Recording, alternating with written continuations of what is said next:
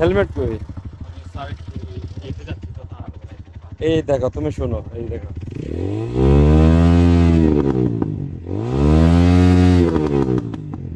এখন বলো তোমারটা কেমন লাগছে? শুনতে কেমন লাগতেছে? আমার মানে আমি অরিজিনালটা ইউজ করতাম, ওটা একটু নষ্ট হয়ে গেছে, তো আমি হলো স্টুডেন্ট, আর আমি একটু এখানে থাকতে পারি না। আচ্ছা, তো এখন এক সপ্তাহের জন্য আসে, এই জন্য আমি এক সপ্তাহের জন্য এটা আসছো? অর্ডার দিচ্ছি, মানে অর্ডার দিচ্ছি, আসবে এটা। এটা আপাতত লাগাইছি আর কি। ফেসবুক ব্যবহার করো? জি, ফেসবুকে দেখো না এই যে বিদেশে আর আমাদের দেশেও এখন স্যার। এখানে বসায় যে সাউন্ড শোনায়, দেখছো? যে যে ধরা খায় তারা যে সাউন্ডটা শোনায় আবার, দেখছো? এখন তোমাকে যদি আমরা সাউন্ডটা শুনাই, এটা কি না স্যার, আমি এগুলো লাগাই না স্যার, এটা আমার তুমি লাগাও? এখন যদি তোমাকে এয়ারটেল। আমরা সাউন্ডটা শুনাই, জিনিসটা কি দেখতে ভালো লাগবে? আচ্ছা, আমি সাউন্ড করে স্যার, আপনি রান্নাবাড়ি।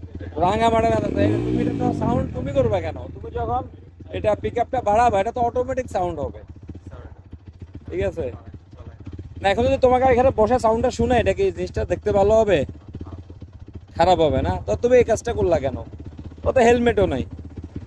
স্যার, হেলমেট ছিল একটু বিয়েতে যাওয়ার জন্য, আর এই এখান থেকে আমার ফ্রেন্ড তো বিয়েতে যাইতে হেলমেট লাগে না?